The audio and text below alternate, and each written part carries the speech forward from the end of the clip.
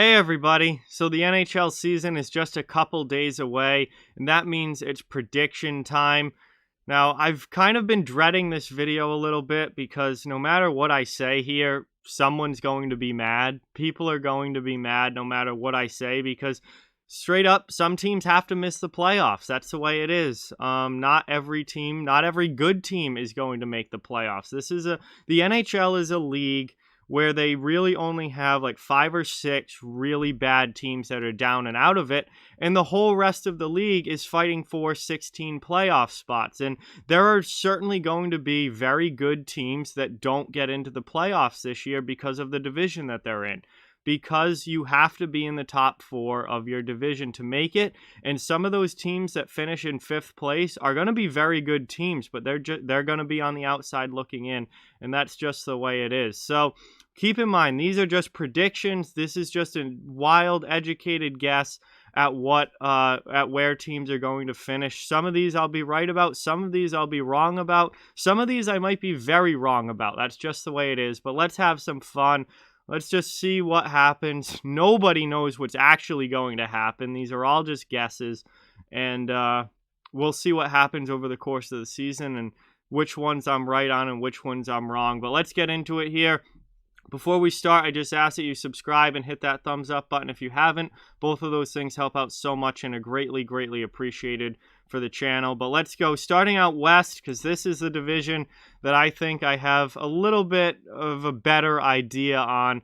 To me, there's certainly a three teams at the top of this division that will certainly be the top 3 teams in this division, and that's Colorado, Vegas, and St. Louis. Now, you could order those teams in pretty much any order and certainly have a case for it. They're all very good teams, but I certainly think that those will be the top 3 teams. I have Colorado first. I'm very, very high on the Avalanche this year. I think they're going to win the President's Trophy and be the best team in the league, but obviously that remains to be seen. But I really think Colorado is going to have a huge year.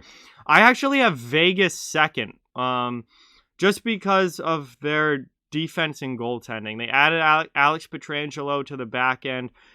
He's an elite top 5 defenseman in the NHL. Then they have the duo of Leonard and Fleury in goal, which is going to be absolutely outstanding. Certainly one of the best goaltending tandems that we have in the NHL right now.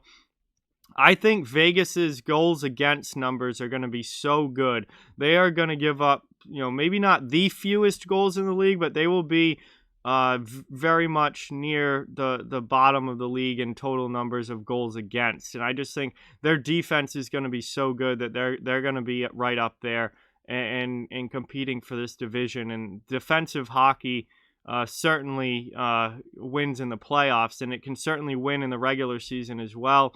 I'm really thinking that Vegas is going to be one of the best defensive teams in the league this year. So I have them at second, and that leaves St. Louis third. Now, St. Louis very well could finish second, but I want to see consistency from Jordan Binnington.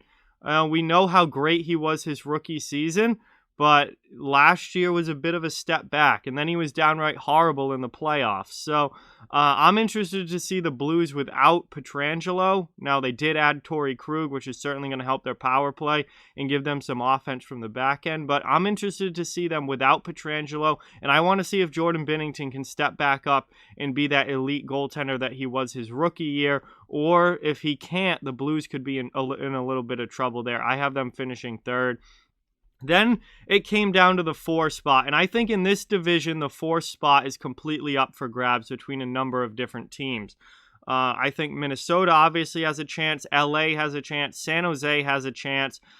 I think one of those 3 teams is going to finish in 4th and get that last playoff spot. Right now, I have Minnesota there. But it certainly could be either of those other 2 as well. At 5, I have the LA Kings. I think the Kings are going to be a lot better than some people are giving them credit for this season. They're a young team with a great prospect pool. One of, if not the best prospect pool in the league. And those guys are going to start working their way into the NHL lineup. And if those guys are playing and they are really, really good young players, I think LA could play with that youthful, reckless abandon of not having real expectations this year. and really surprise people with how good they are. Now, I don't have them getting into the playoffs, but I think they're going to be close. And LA is a team that, in my opinion, is bottomed out. They have bottomed out. They've gone through the rebuild. They've openly said that they're not really in rebuild mode anymore. They've built that prospect pool. Now it's time to start the ascension, if you're the LA Kings, out of this rebuild. And I think you're going to see them be a lot better this year than some people are expecting. At 6, I have the San Jose Sharks. San Jose is a team that their depth is a huge issue to me. Now, San Jose could make the playoffs, and it's going to heavily rely on them staying healthy and their goaltending. If they get great goaltending and they stay healthy, I think they could finish 4th and make the postseason. The problem with them is I don't trust Martin Jones and Devin Dubnyk in goal. Both of those goalies have been very inconsistent throughout their NHL careers, and both of them had really down seasons last year, so I don't trust the goaltending, and I think the depth is going to be an issue. San Jose pays so much money to their top players that they really can't fill out that lineup with good depth guys, and if anyone gets hurt, which has been an issue, especially last season, a lot of guys got hurt, that kind of tanks the Sharks' entire season. So they could be a playoff team if Carlson and Couture and Kane and all of their top guys stay healthy. But if they start having injury issues, they don't have the depth to make up for it. And that's going to send them down. And with an older team like they have, I have them finishing 6th. Number 7, I have the Arizona Coyotes. Arizona is just a team that I don't see making the playoffs or even really being close. They have no offense whatsoever. They lost Taylor Hall this offseason and made no attempt to replace him with any sort of top-line scorer. They're very good defensively. Darcy Kemper is good enough to try and keep them in games, but at the end of the day, I just think I don't see virtually any goal scoring here, and that is going to really kill this team, I think, because the defense can only hold up for so long. The goaltending can only hold up for so long before it is under constant attack and just crumbles. And that's what we saw in the playoffs last year. That series against Colorado, the last 2 games that they lost 7-1 because they couldn't get the puck in the offensive zone, and they just crumbled. Eventually, all of that time in the defensive zone just took its toll, and the defense and goaltending just finally crumbled. And I think we're going to see a season full of crumbling for the Arizona Coyotes just because they don't have the ability to score goals. And at number 8, we have the Anaheim Ducks. Anaheim, I think, is going to finish last in this division. They're very much in a rebuild right now. I think it's going to be a tough year. Now, I do really like Anaheim's prospect pool. I think they've got some really, really good young players coming up, but they're not quite ready to be impactful NHL players yet. And I think it's going to be another couple years before we see Anaheim really start to move up the standings. So it's going to be a tough year for them, but that's going to lead to a good draft pick, and they're going to add to that prospect pool. Moving now to the Central Division. This is going to be an interesting division this year, particularly in the middle. Those 3, 4, 5, and 6 spots, I think, are going to be really, really interesting this year. I have Tampa Bay at 1, defending Stanley Cup champions. They don't have Nikita Kucherov this season, but they get Steven Stamkos back. They just won a Stanley Cup without Steven Stamkos. So I think that they can prove that even without a star player, they're still deep enough and good enough to win. They still have Braden Point. They still have Victor Hedman. They still have Ryan McDonough. They still have Andrei Vasilevsky in goal. They brought back Anthony Cirelli. They're getting Stamkos back from injury. Hopefully he can stay healthy this year. Tampa is just absolutely loaded, so I have them winning the division. I've got Carolina in second. I'm really, really high on the Hurricanes. They are absolutely stacked on the back end. Their defense is so good. They've got a ton of young talent offensively up front, led by Sebastian Aho and Andrei Svechnikov. This is going to be a team that can score. This is going to be a team that plays well defensively. The only question I have with the Hurricanes is their goaltending. I don't necessarily trust a Mrazek-Reimer duo in goal. But that's not going to be an issue, I don't think, during the regular season. That's more of an issue come playoff time. But, I think Carolina is going to be right up there and finish second. Third, I have the Dallas Stars. Now, Dallas is a team that's going to be without Ben Bishop and without Tyler Seguin for a majority of this season. The Ben Bishop one doesn't really hurt as much because I think Anton Khudobin proved in the playoffs last year that he can carry this team. And Jake Ottinger, I think, is more than ready to be a backup goalie at the NHL level. So I'm not really worried about the goaltending. I'm more worried about the offense, particularly without Tyler Seguin, who is their leading point scorer in the regular season last year. That's a big loss, and trying to replace your number one center is certainly not an easy thing to do. And Dallas is a team that really didn't score a whole lot in the regular season last year. They turned it on in the playoffs offensively, but in the regular season, they were not a high-scoring team. So I do have some questions about Dallas's offense, but I've still got them in the playoffs finishing third. And now, fourth and fifth, this was a toss-up to me between Nashville and Columbus. This was an absolute toss-up. At the end of the day, though, I trust Columbus's goaltending more, and that's why I have them finishing in fourth and getting into the playoffs. I just think Merzlikins and Korpisalo are two fantastic goaltenders who can really, win games for this team and keep the scores down low, which is what Columbus needs because they don't have a ton of offense.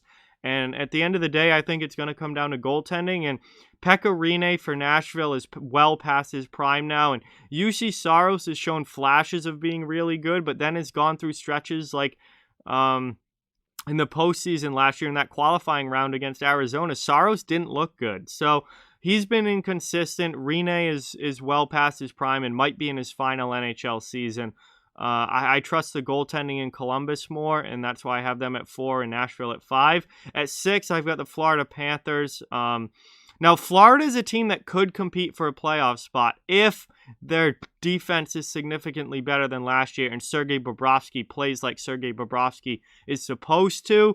I just don't think that the moves that they made defensively drastically change that defense, bring in depth guys like Radko Gudas and Marcus Nunavara. That's not going to drastically make that defense that much better.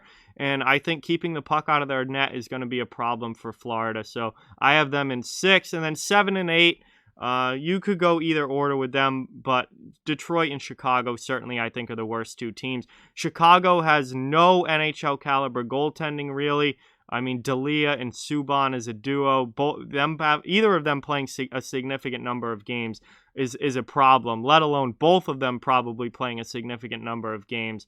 They're fringe NHLers. They don't have a real starting goalie, and that's going to destroy Chicago. Never mind the problems down the middle with Taves out indefinitely and Doc out for pretty much this entire season. Detroit will be better than they were last year. I really liked their offseason. They're still very much in rebuild mode. They're a few years away from really competing, but they're definitely going to be an improved team from where they were last year. Now we get to the really tough divisions, the East and the North, and let's do the East first here. This is going to be a dogfight division. Now, I think New Jersey is pretty clear at the bottom here. They've got some good young prospects, but they're just not ready yet, and their defense is going to be an issue. So I've got New Jersey at the bottom. I've got Buffalo at 7. People are acting like Taylor Hall is some transformative player that's going to drastically change the Buffalo Sabres. Taylor Hall has never been that. He had one great season with the New Jersey Devils when, obviously he won league MVP and they made the playoffs as the second wildcard team. But that's the only year that Taylor Hall has really carried a team. Other than that, he's been a good player individually, but he doesn't drastically make teams better. And I mean, New Jersey stunk without or with him, for the early part of last season. And when he went to Arizona, they really weren't any significantly different than what they were before that. So I don't think Taylor Hall is going to do anything to fix Buffalo's defense. He's not going to. They have a very questionable goaltending at times. I like Linus Ullmark, but I don't think he's a guy that can carry a team, and Carter Hutton has just not worked out at all for the Sabres, so I have them at 7. The one I'm going to catch flack for is Pittsburgh at 6, but I'm telling you, Pittsburgh is a declining team. This is a team I really think we're going to start to see go downhill this year. I've hated their offseason. Their defense core is not good. Bringing in Matheson and Cece. I mean, Cece, I've talked so much about on this channel. Don't even think he belongs in the league. Matheson is a kind of a plug on the back end. He was terrible last year for Florida. So their defense is going to be a big issue. Now, Crosby and Malkin might be good enough to kind of keep them hanging around for another year or two.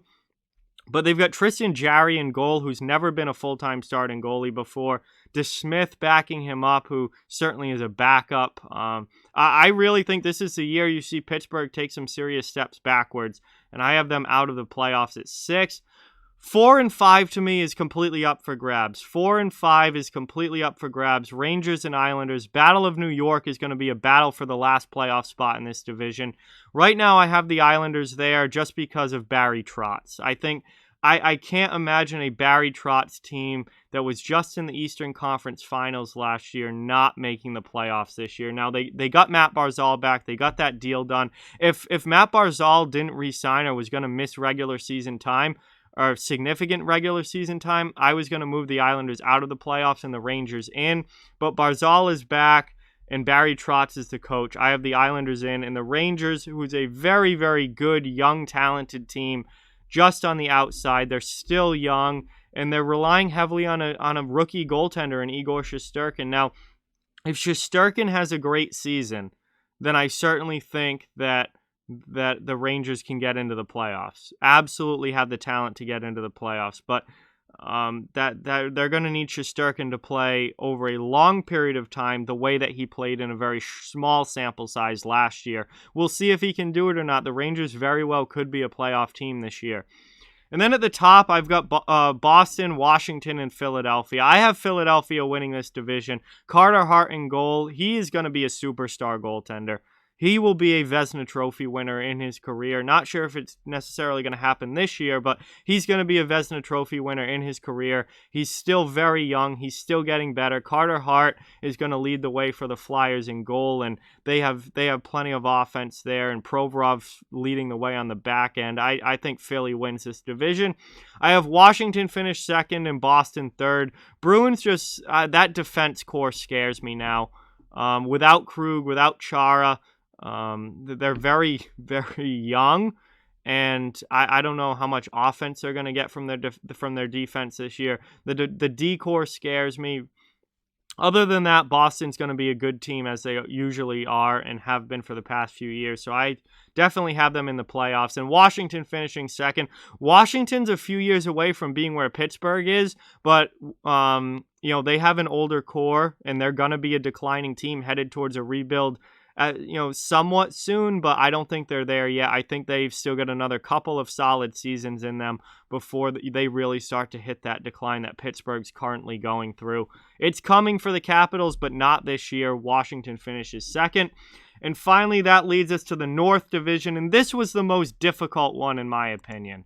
This was the most difficult one. The easy choice was Ottawa at the bottom, and I'm not even convinced that necessarily is going to happen. I think things could go Ottawa's way to where they don't finish last. But, man, this is going to be a very fun division to watch because so many of these teams are evenly matched. They're so evenly matched. Now, I have Vancouver finishing 1, and I think people are really sleeping on the Vancouver Canucks. This is a team that made the second round of the playoffs last year. They're still a young, up-and-coming team with a ton of talent up front. Quinn Hughes on the back end, not to mention they added Nate Schmidt on the back end. They got Braden Holtby in goal going along with Thatcher Demko now, where I think Thatcher Demko is ready to be a starting goaltender. He was phenomenal in the playoffs last year when Markstrom was out injured. All the talk this offseason has been about what Vancouver lost in Markstrom and Tanev.